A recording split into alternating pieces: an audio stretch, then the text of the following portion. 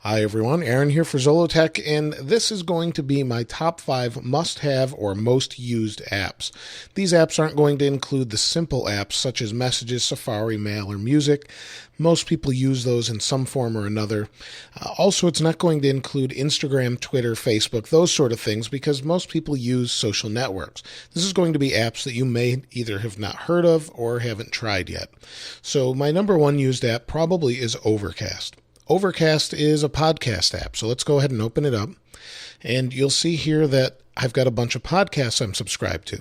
Now, when I'm in my car, I like to listen to podcasts instead of a radio if I'm not listening to music.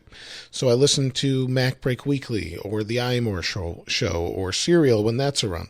And the app's really good for this, and some of the reasoning is you can set and customize settings. So even though I don't really use Windows a whole lot, I do listen to Windows Weekly. So if I go to this, let me turn this down so I don't get dinged with any copyright or anything. Now I've got this turned down, and this application really allows you to modify how you want to use or listen to podcasts. So if you do effects, what you can do is use Smart Speed, and it shortens silences. So if there's silences between different pauses in people speaking or waiting for a response, it will actually skip that. It also does voice boost, so it tries to equalize or normalize the volume across all of the audio. So it basically keeps the level the same. And I've found many podcasts, sometimes they go up and down. So this fixes that problem. You can also speed up the podcast if you want to listen to it at a faster speed. And you can see for this show, always used these effects or the last effects, whatever you want it set to, you can do. Also, we have playback, and under playback, when the next episode or when episode ends, you can play the next or just stop, or you can set a sleep timer, so if you're going to sleep. It's really pretty nice. It's got some nice options. If we tap on the image or slide it up, either way, we can see what's basically described for this particular episode.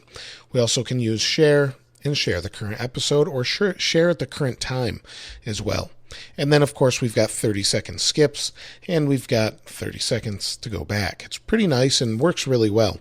And I find it's just very simple and very intuitive to use. We also have general settings where we can subscribe to all new episodes, notifications for new episodes. I only want to keep one unplayed, so I keep that.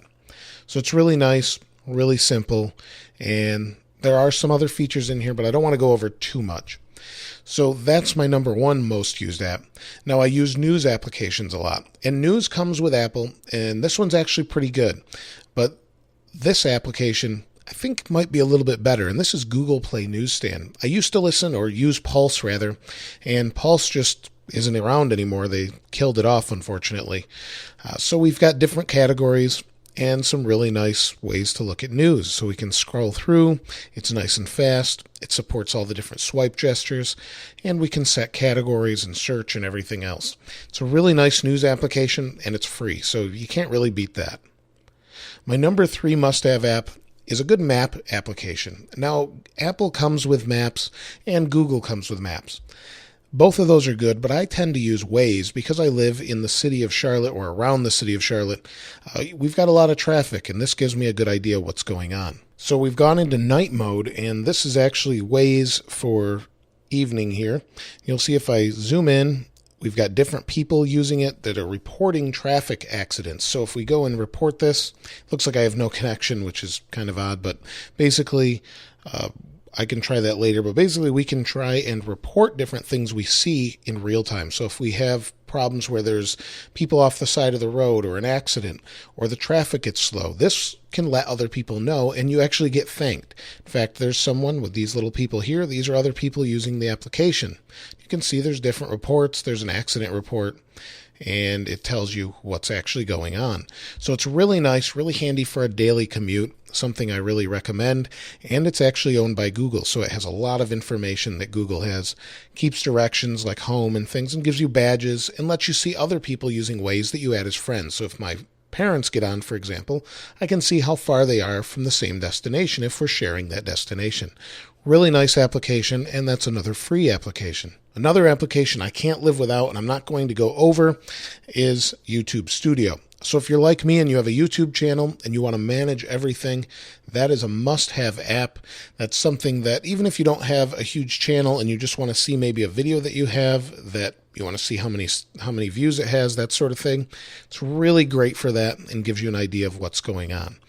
Again, another free app. And finally, the last app is going to be Filmic Pro. This is an application that's paid for, and it helps you take better video with your iPhone. It allows you to do a lot of different things. So we can tilt it here, and it gives us how many frames per second, all sorts of things. We can do white balance, exposure, and then we have a bunch of different settings for resolution and frame rate and audio, presets, hardware. It's got so many different options, and I definitely recommend it if you're going to record regularly with your iPhone. It's a huge step up over what your iPhone can do just in the general photo and video app, and it's definitely worth taking a look at. We can turn on grid here. We've got all sorts of things, stabilization, you name it, it's in here, and it's definitely a great app. These are all the 5 top apps I highly recommend. I can leave a link in the description below. If you have another one to recommend, let me know in the comments below. If you haven't subscribed already, please subscribe and like. As always, thanks for watching. This is Aaron. I'll see you next time.